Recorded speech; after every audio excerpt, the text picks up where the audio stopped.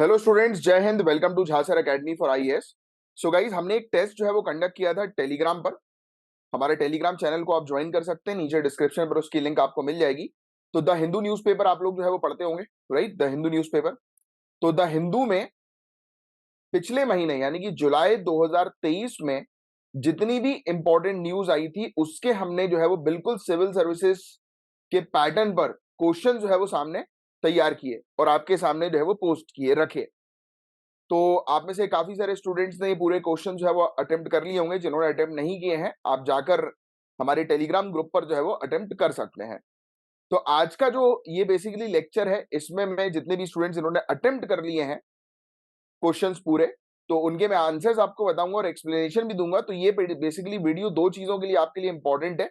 एक तो 100 most important topics the Hindu के हम लोग कवर करेंगे, क्योंकि मैं सिर्फ आपको ये नहीं बताऊंगा क्वेश्चन जो है वो उसका डायरेक्ट आंसर नहीं दूंगा, बल्कि उसका एक्सप्लेनेशन भी थोड़ा बहुत जो है आपको दूंगा साइड में। आपको जैसे कि क्वेश्चन यहाँ पर दिखाई दे रहा है, ये देखो आप, ये पहला क्वेश्चन है, हिंदी में भी लिखा हुआ है। तो मेरा काम है एक्सप्लेन करना, आप अपने साथ पेन और पेपर लेकर बैठे और आप साथ ही साथ जो है वो नोट्स बनाते चले। दो, जो हमारा क्वेश्चन नंबर 1 है, हो सकता है कि ये वीडियो 3 या 4 पार्ट्स में मैं प्रोवाइड करा दूं, बट ये पूरा वीडियो 100 क्वेश्चन का जो है वो आपको मिल जाएगा। तो क्वेश्चन 1 की अगर हम लोग बात करें तो इसका आंसर पहले मैं आपको बता देता हूं। ए इसका करेक्ट आंसर हम लोग को देखने को मिल रहा है। अभी आंसर पर फोकस नहीं करना है, पहले क्वेश्चन जो है वो पढ़ो कि इसमें पूछा गया है कौन सा स्टेटमेंट जो है वो इन दोनों स्टेटमेंट में से करेक्ट है।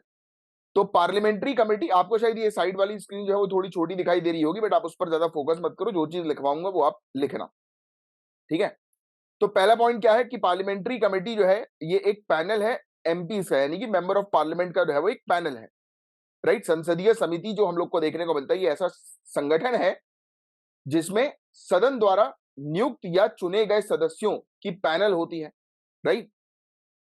तो क्या हम लोग को देखने को मिल रहा है कि पार्लियामेंट्री कमेटी एक पैनल है एमपीज का, जिसको अपॉइंट किया जाता है, इलेक्ट किया जाता है हाउस के द्वारा, या नॉमिनेट किया जाता है स्पीकर या चेयरमैन के द्वारा, right?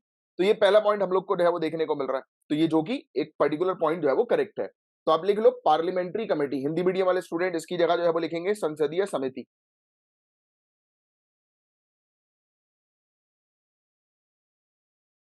Parliamentary committee,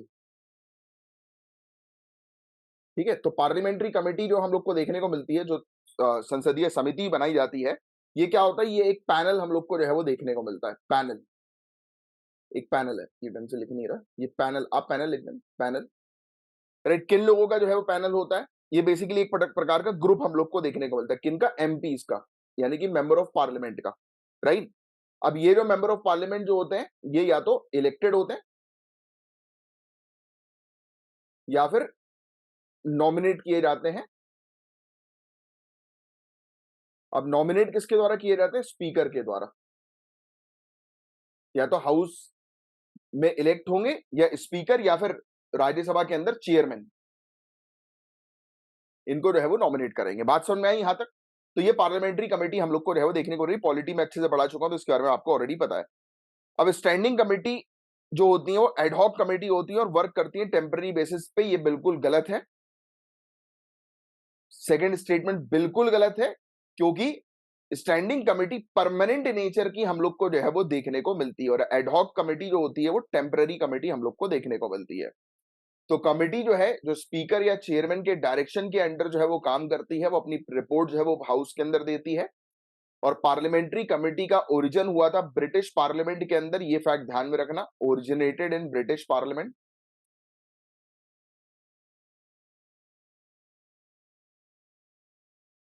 British parliament, तो वहां पर इसका ओरिजिनेशन जो है वो हुआ था, ओरिजिनेट हुई थी पार्लियामेंट्री कमेटी। और आर्टिकल 105, आर्टिकल 118, इसमें हम लोग को देखने को मिलता है कि इनको अथॉरिटी, पार्लियामेंट्री कमेटी जो है वो किन आर्टिकल से रिलेटेड है? तो आर्टिकल 105, अनुच्छेद 105, आर्टिकल यानी कि अनुच्छेद 118, राइट? अनुच्छेद 105 जो है वो किससे डील करता है? एमपी के प्रिविलेज से डील करता है। Privileges of MP, right? Privileges, MP के प्रिविलेजेस से जो है वो डील करता है, राइट? तो ये चीज हम लोग को यहां पर जो है वो देखने को मिल रही है।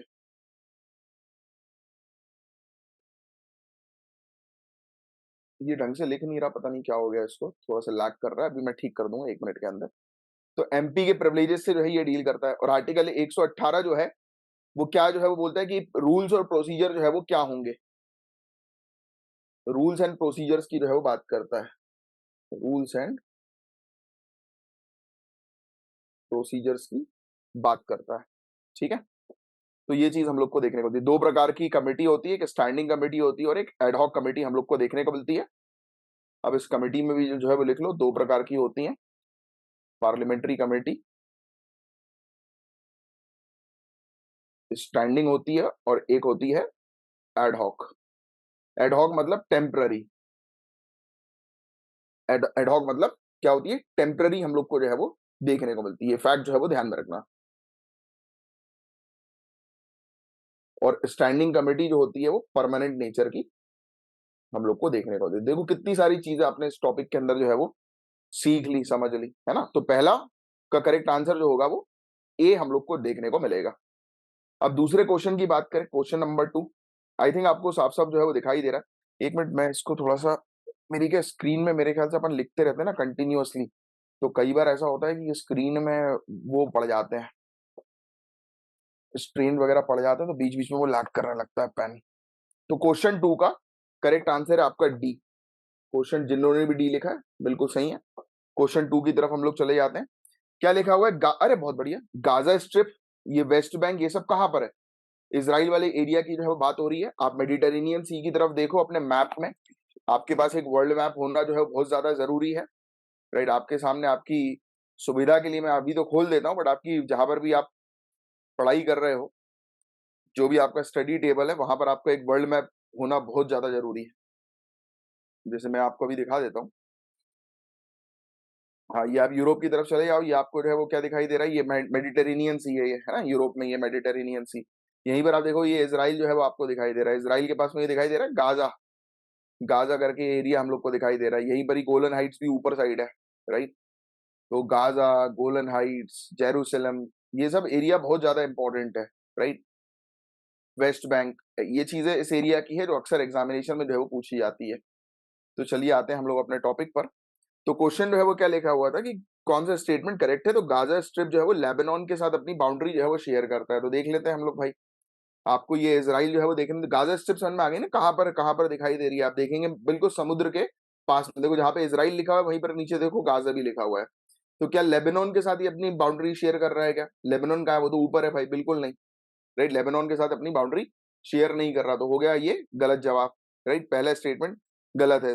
वेस्ट बैंक जो है वो क्या सीरिया के साथ अपनी बाउंड्री शेयर कर रहा है, तो ये भी गलत हम लोग को जो है वो देखने को मिल रहा है। 1 मिनट दिखा दूं मैं आपको, ये देखो वेस्ट बैंक जो है वो यहाँ पर आपको जो है वो नजर आ रहा है, देखो इस तरफ साइड में वेस्ट बैंक, ये ऊपर देखो, ऊपर गोलन हाइट सबसे ऊपर दिखाई दे रहा है, राइट। वहीं पर ही नीचे साइड जो है वो देखो वेस्ट बैंक जो है वो आपको दिखाई दे रहा है, दिख रहा है कि नहीं दिख रहा, वेस्ट बैंक, ये सामने बीच में।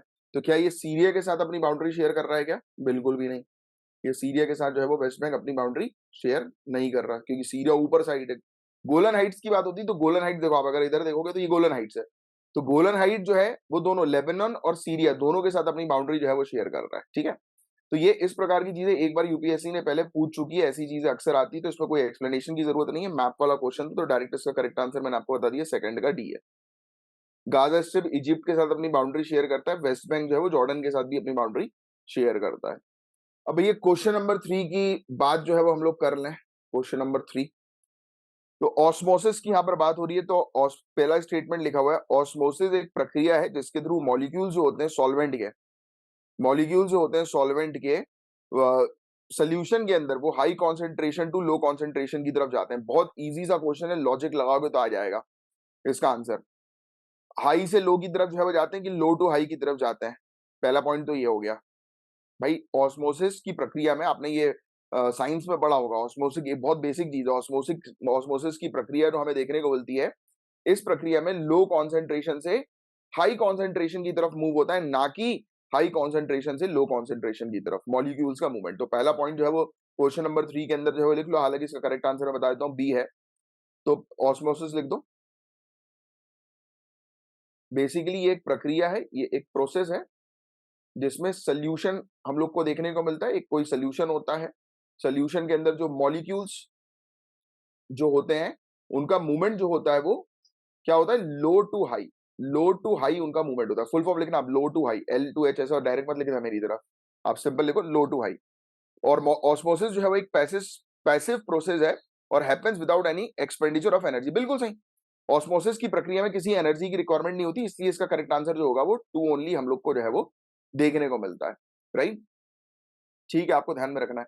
और ये आपने ये पढ़ा होगा ना, पेड़ के अंदर सेमी परमिएबल मेम्ब्रेन, ये सब चीजें आपने पढ़ी होगी कि जिसमें मूवमेंट हम लोग को, खाना और पानी जो पेड़ के अंदर देखने को मिलता है वो इसी प्रक्रिया के थ्रू जो है वो ऊपर चढ़ता है, नीचे गिरता है। ये पढ़ा होगा आपने, एनसीईआरटी में बहुत बेसिक चीज है, इसलिए एनसीईआरटी आपको कवर करना बहुत ज्यादा जरूरी। सिविल सर्विसेज की तैयारी में ये बारीकियों के साथ आपको तैयारी करना पड़ेगा। देखो 3 प्रकार के सोल्यूशन होते हैं, थोड़ा और डिटेल में लिख लेते हैं।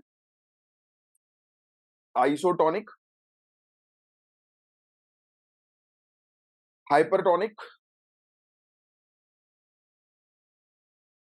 Isotonic, hypertonic, then hypotonic.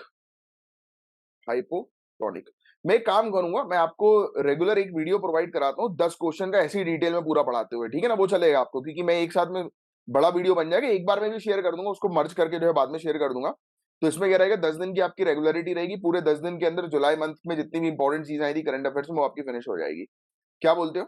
तो ये जो जैसे मैंने आपको अभी 100 क्वेश्चन दिए हैं, राइट, इसके आंसर्स जो है वो आपने और मतलब क्वेश्चन सॉल्व कर ही लिए होंगे, राइट। नहीं किया तो शायद ये वीडियो को देखने के बाद आप कर लो एक बार फिर से। तो ये 3 सोल्यूशन होता है, आइसोटोनिक, हाइपरटोनिक, हाइपोटोनिक, राइट, किसके, ऑस्मोसिस के हम लोग को देखने को मिलता है।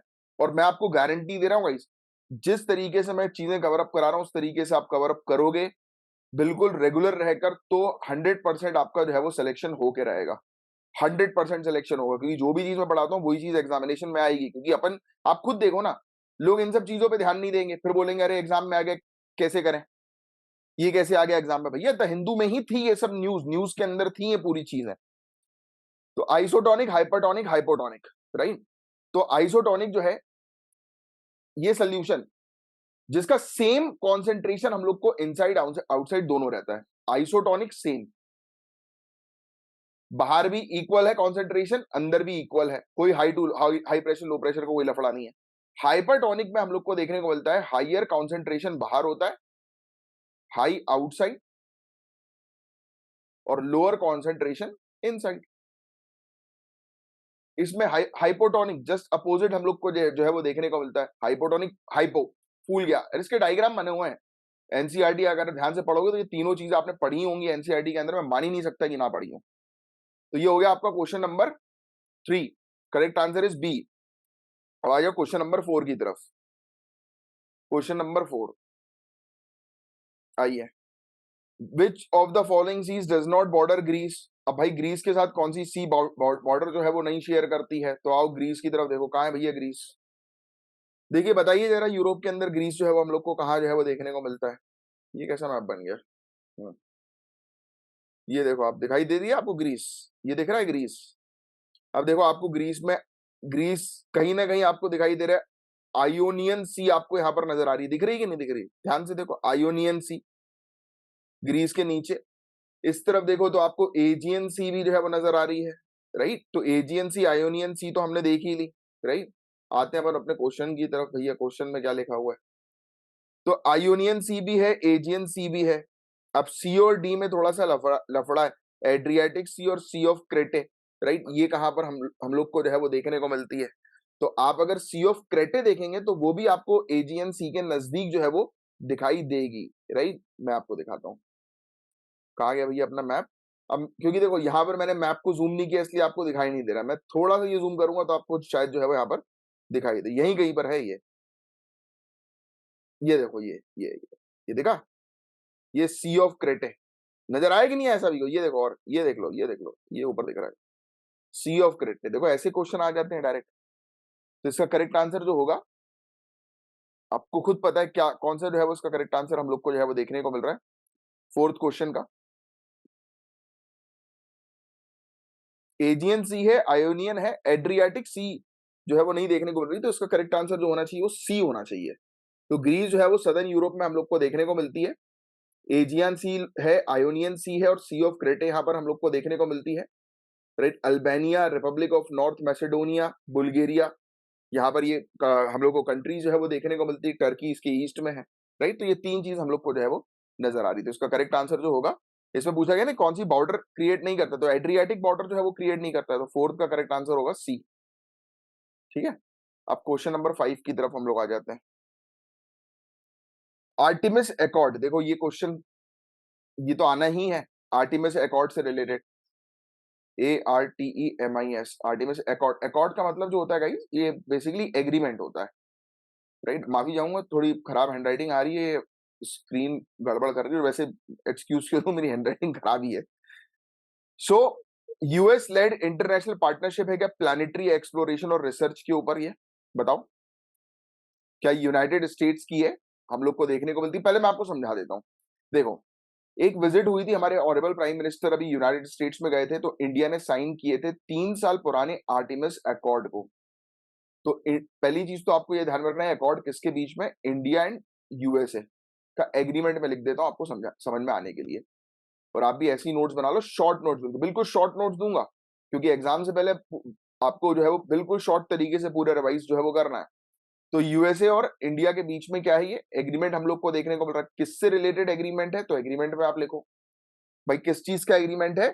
ये पार्टनरशिप है प्लानिटरी एक्सप्लोरेशन और रिसर्च की, प्लानिटरी एक्सप्लोरेशन एंड रिसर्च। इसका क्या मतलब हुआ भैया, इसका ये मतलब हुआ कि भैया अब यूएसए और इंडिया मिलकर जो है वो प्लैनेट्स को एक्सप्लोर करेंगे, प्लैनेट्स का रिसर्च करेंगे, अनुसंधान, प्लैनेट्स की जितने भी ग्रह हैं तो उन पर रिसर्च करने का ये एग्रीमेंट है कि दोनों कंट्री मिलकर प्लैनेट्स पर रिसर्च करेंगे, ढूंढेंगे नए नए प्लैनेट्स को। इस अकॉर्ड को जो है वो साइन किया गया है 26 कंट्रीज के द्वारा अभी तक,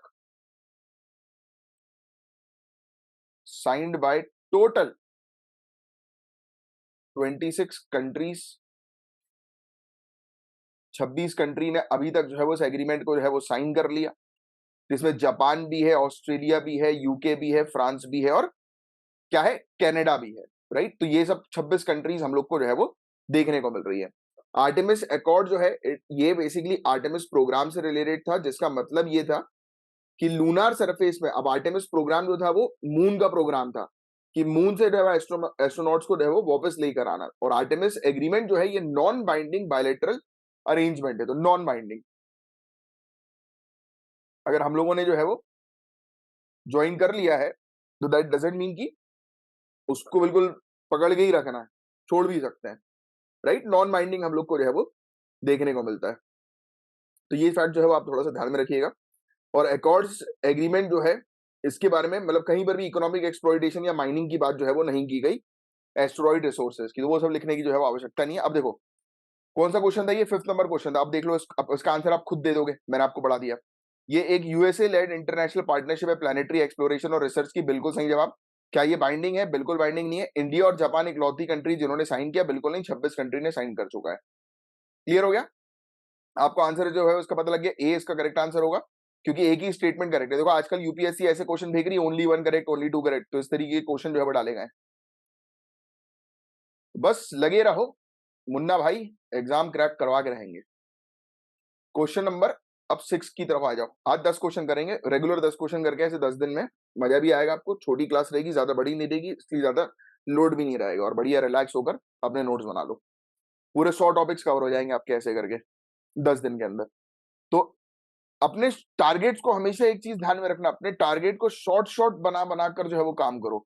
जितने अपने टारगेट को शॉर्ट रखोगे, उतना जो है वो आप टारगेट आराम से इजीली रिलैक्स माइंड से अचीव कर लोगे।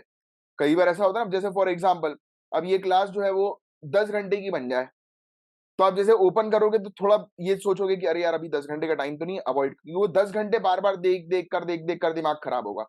बट जब आपको दिखेगा कि अरे ये क्लास तो 1 घंटे से कम की है, तो मेरे मम्मी का फोन आ गया था, मैं आपको ये बता रहा था कि छोटे छोटे टारगेट्स रखना बहुत इंपॉर्टेंट होता है, क्योंकि अगर आपने छोटे टारगेट जो है वो नहीं रखे तो बड़ी दिक्कत जो है वो हो सकती है, राइट। छोटे टारगेट रखोगे जल्दी अचीव होगा, और रिलैक्स होकर तैयारी करो, नोट्स आप साथ ही साथ बनाते चलो। चलो, अरे ये 100वां क्वेश्चन कैसे आ गया यहाँ पे भाई, हम तो 6वें क्वेश्चन की तरफ है। डायरेक्ट यहाँ पे क्लिक करो ना, ये आ गया। हम्म। अब छठे क्वेश्चन में जो है वो एम्बरग्रिस से रिलेटेड ये क्वेश्चन है, तो पहला पॉइंट लिख दो एम्बरग्रिस। क्या है भैया ये एम्बरग्रिस? तो इसको जो है वो हम लोग आइए समझते हैं। इसका मतलब बेसिकली ग्रे एम्बर हम लोग को देखने को मिलता है फ्रेंच के अंदर। इसको लिखेंगे आप मीन्स ग्रे। सब समझाऊंगा, टेंशन मत लो। एम्बर इन फ्रेंच, फ्रेंच को अंडरलाइन कर दो। राइट, ये एक वैक्सी सब्सटेंस है, वैक्स जैसा होता है ना, वैक्स। राइट, मोमबत्ती वाला वैक्स टाइप। तो ऐसा एक पर्टिकुलर मटेरियल आप कह सकते हो, ये वैक्सी सब्सटेंस हम लोग को जो है वो देखने को मिलता है। वैक्स, वैक्स को जो है वो अंडरलाइन कर दो। ये ओरिजिनेट होता है डाइजेस्टिव सिस्टम में। राइट, किसके? प्रोटेक्टेड स्पर्म वेल्स के। तो ये बेसिकली बहुत महंगा है भैया, बहुत महंगा है एम्बरग्रिस। ये बेसिकली आप ये कह सकते हो ओरिजिनेट्स फ्रॉम, ओरिजिनेट्स फ्रॉम कहां से? डाइजेस्टिव सिस्टम,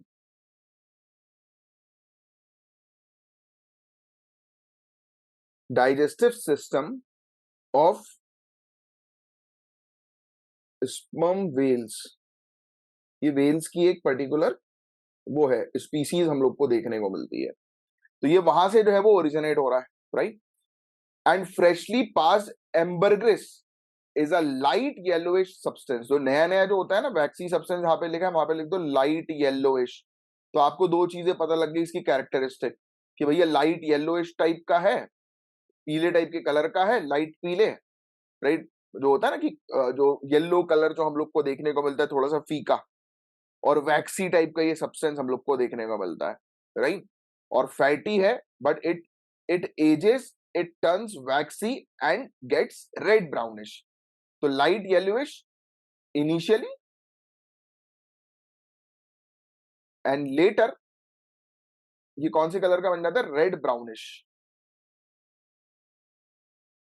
ठीक है, एम्बरग्रिस ये आएगा, 99% चांसेस है कि ये आएगा। ये एक रेयर सब्सटेंस है जो कंट्रीब्यूट करता है अपनी high demand high price international market में।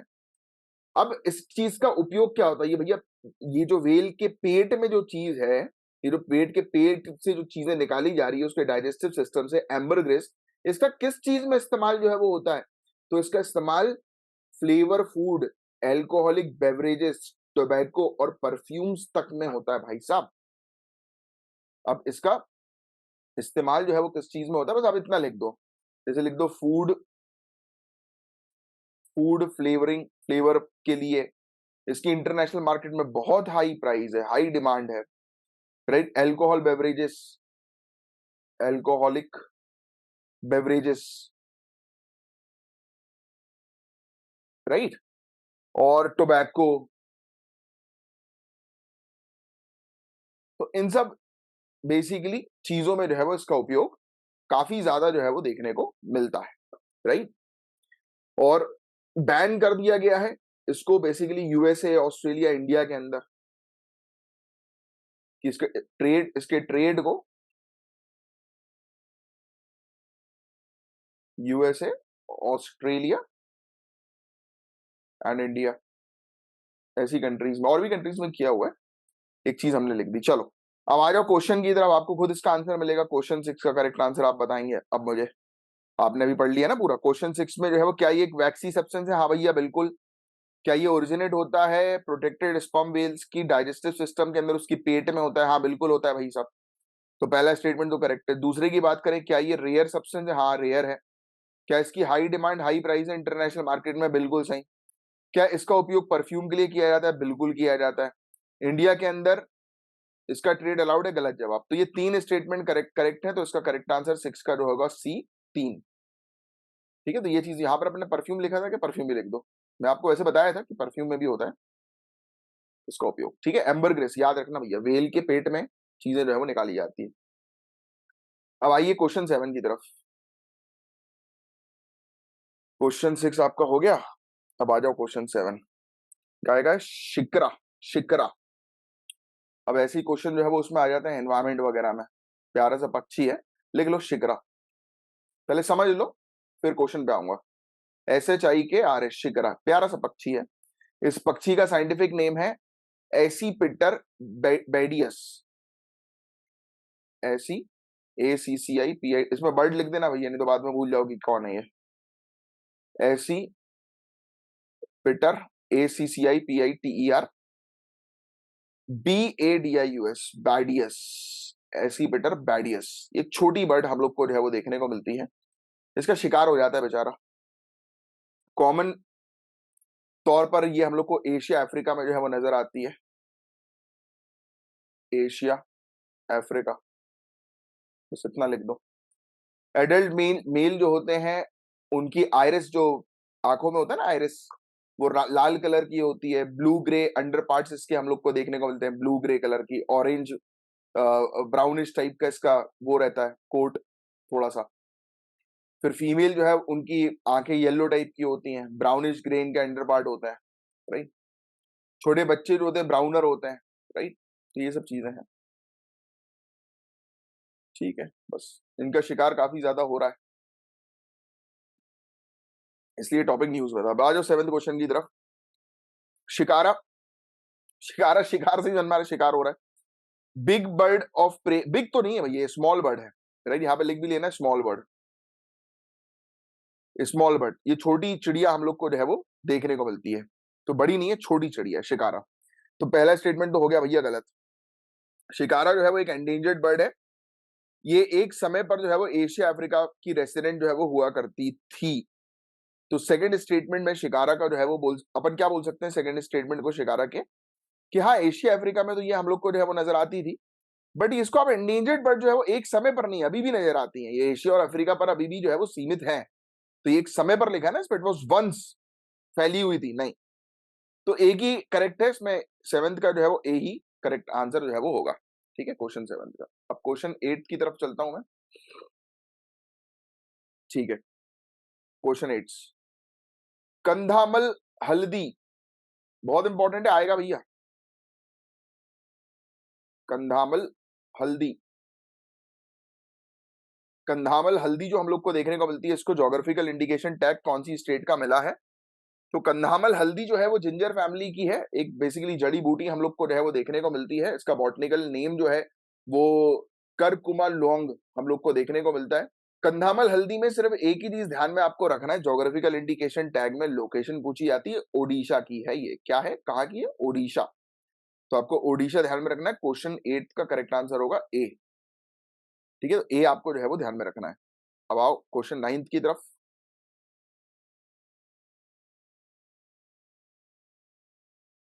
ठीक है।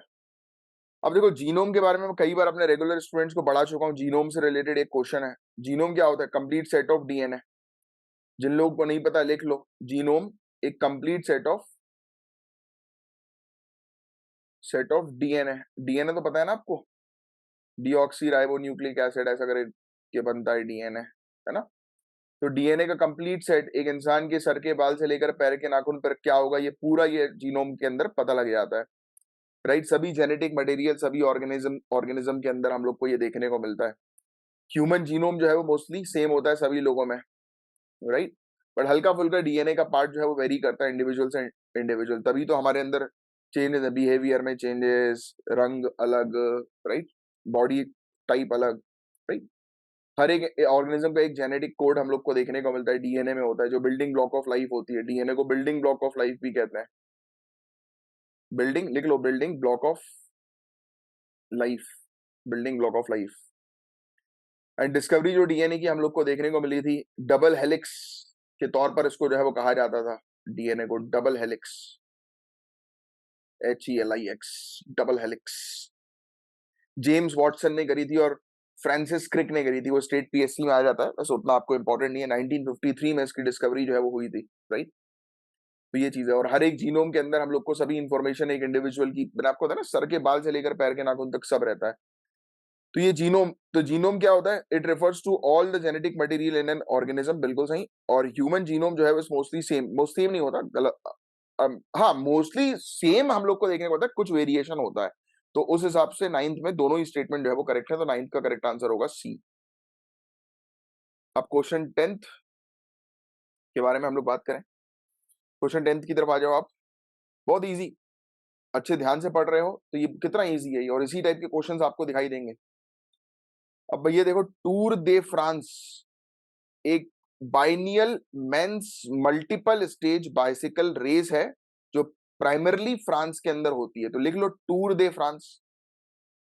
क्या हर 2 साल में या 2 साल में बाइनियल? 6 मासी है?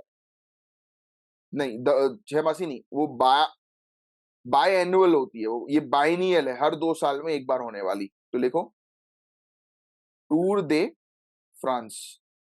अब फ्रांस समझ में आ रहा है तो भैया फ्रांस का ही कुछ है ये इवेंट। अभी तो अपन ये बोल लेते हैं फ्रांस का कुछ इवेंट है, इससे क्लियर हो रहा है कुछ ना कुछ फ्रांस से related.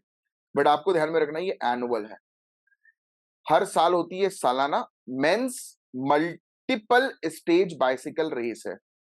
Annual men's multiple stage bicycle race. और कहां पर होती है? फ्रांस में होती है। वो लिखवाऊंगा नहीं क्योंकि यहां पर लिखा हुआ है ऑलरेडी, ठीक है। और ये फ्रांस के अंदर जो है वो रहती है। 2023 का टूर दे फ्रांस जो है वो 118वां एडिशन था, राइट। उसमें लिख दो 2023 110वां, सॉरी 110वां एडिशन। इस रेस का हम लोग को देखने को मिला था। स्पेन में ये स्टेट रेस जो है वो स्टार्ट हुई थी, और इसका फाइनल स्टेज जो है वो पेरिस फ्रांस के अंदर जो है वो खत्म हुआ। वो लिखने की जरूरत नहीं, उतना कुछ इंपॉर्टेंट नहीं। आ जाओ। तो क्वेश्चन क्या है? टूर दे फ्रांस जो है वो बाइनियल नहीं भैया, ये एनुअल है, तो पहला स्टेटमेंट ही गलत हो गया। 2023 जो हुई थी वो स्पेन में, हाँ भैया स्पेन से पेरिस तक जो है वो गई थी, बिल्कुल सही है। तो इसका करेक्ट आंसर 10th का बी होगा, 2 ओनली, ठीक है। तो इसी के साथ मैं एंड करता हूं। आपको कैसा लगा बताइएगा, शेयर जरूर करिएगा, ज्यादा से ज्यादा लोगों को जोड़िए अपने साथ। और अब मिलेंगे कल के लेक्चर में, शॉर्ट शॉर्ट करके डेली बेसिस पर पूरे ये 100 टॉपिक्स कवर करा दूंगा द हिंदू के जुलाई 2023 के 10 दिन के अंदर। चलिए, जय हिंद, जय भारत।